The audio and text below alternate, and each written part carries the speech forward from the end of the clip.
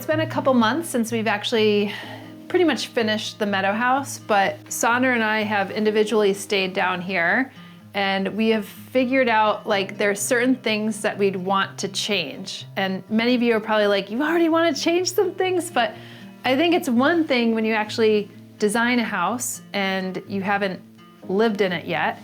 And it's another thing actually being in the house and actually living in it and using it. And we started to take notes, not physical notes, just like notes in our head, and just said, okay, these are the things that I think would actually be nice to change.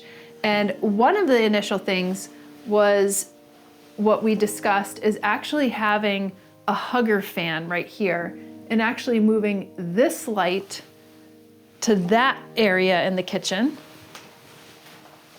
And we would move this light, which we already have in the bathroom, and put it into the bathroom where there's like a generic kind of light on the top. But initially we had bought a fan for here, and we thought it was going to be perfect for this space. It had like some chestnut wood and was black, so it kind of matched the wood stove, but it was too low. It would chop your head off. It would chop your head off. Yeah, it wasn't like quite a hugger fan. It's really hard to find a fan that maybe only comes down 10 inches. And there's only like a few out there on the market that look that look good enough. And when you open it, sometimes the fan blade would be too long. And if it was too low and too long, you would actually hit the door. So that was like a no-go. So we decided that we'd put a light there for now. And but now we've gotten a hugger fan. We haven't installed it yet.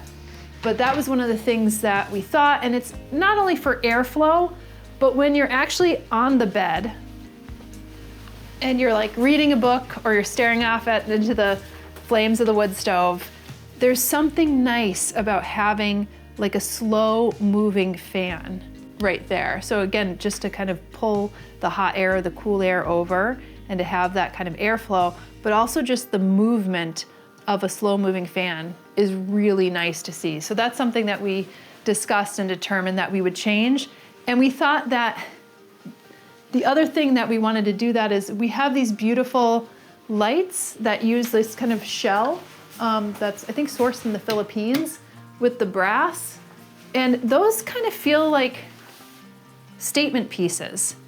And this one is clay and it's completely different texture. I mean, obviously using natural materials, but this itself is so beautiful. And we thought, you know what?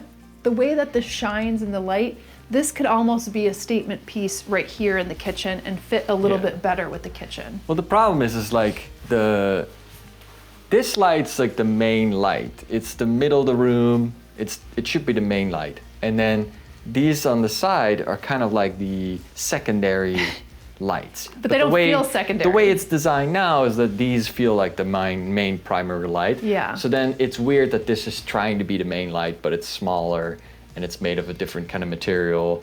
It's more muted. So if you swap it out with a fan, it has a different purpose and it's not trying to be a light. And the fan is also larger, which makes this more like the main statement. Yeah. None of these changes are, I feel like, crucial or necessary. No, they are not very at all. design oriented and very detailed oriented. So yeah, it's not like, is this a non-functioning house so we need to change something to make it functional? It's almost like a design piece and we want to tweak the last details before this becomes like a place that people can come and stay. And that's a really important statement that you made, because none of these, like you said, are crucial. And some of you are probably like, oh my God, it's so absolutely ridiculous. But when you're living in a house and you're like, you know, using it on a daily basis, those are certain things that I think that are nice to kind of really think about. Well, it does add to the comfort. Like a lot of things that will aid to comfort or feeling comfortable in a house are subtle and often go unnoticed by your conscious mind. It's more like a subtle unconscious thing that makes it comfortable. And the fan, the slow-moving fan, is one of those things. Yeah, and like I said, initially we had that idea to put a fan there and keep a fan there, because that's actually, there was a fan there initially in this office space.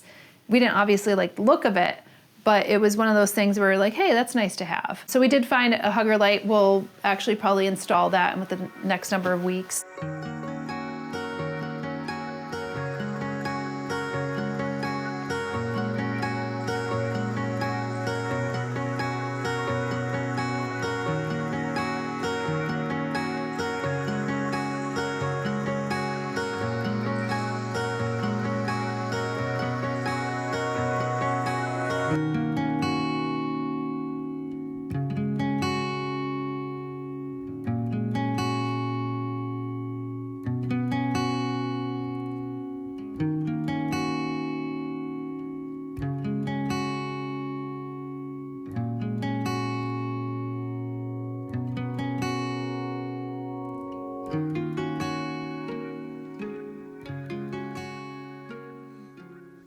I got a caller. A question from a viewer. This is Saf with Consumer Priority Service. We're covering on the Electrolux washer and dryer.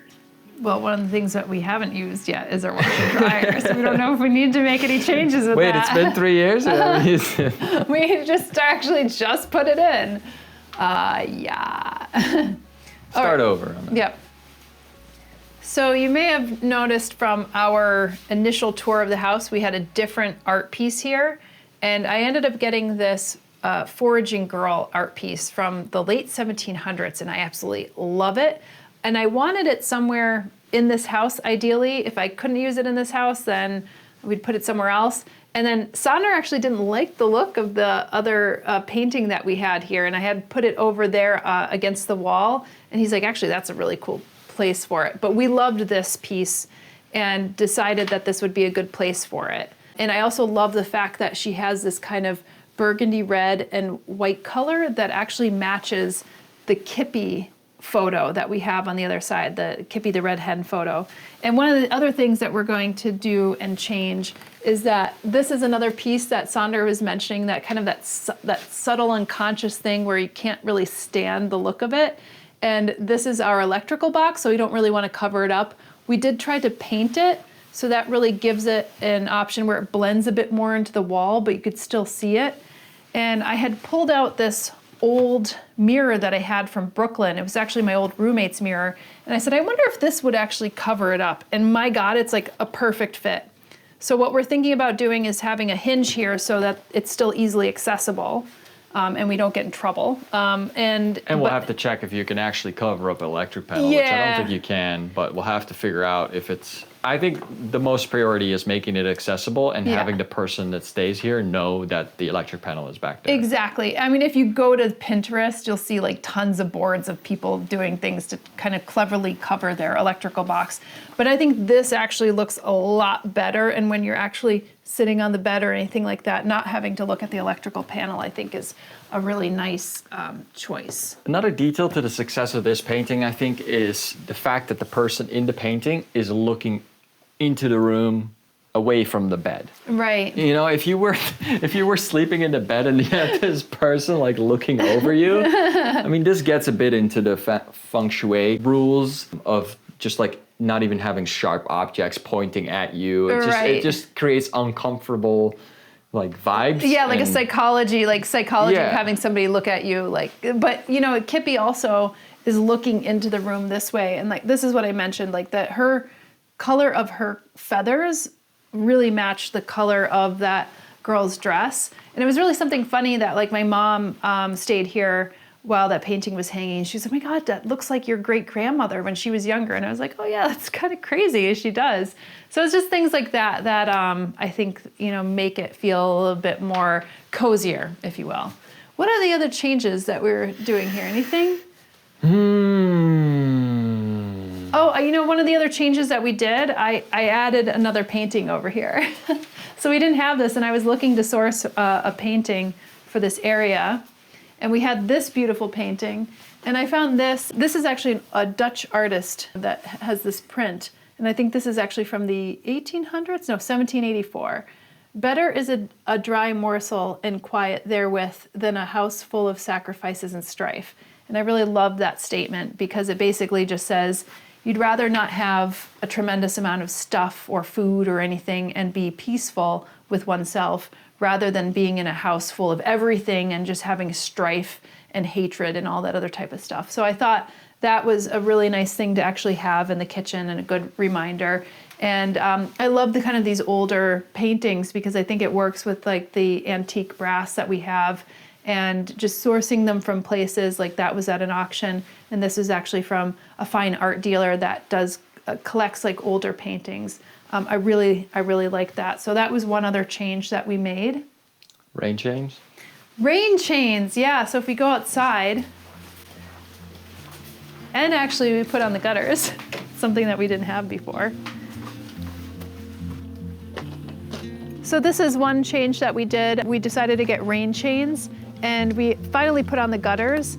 And we have this on one side of the house. We actually have another one on the other side of the house, but we actually might remove it because we don't really need it on one side. And so we added the rain chain, and it's really cool being able to see the water come through it. And we decided to put these little bowls, copper bowls, which is like normal, so the rain chain doesn't blow around. But I also like the idea of having it for like birds to actually play in the water, or insects to drink the water. And we have one over here as well. So that's one of the changes that we did that we didn't have on the house before.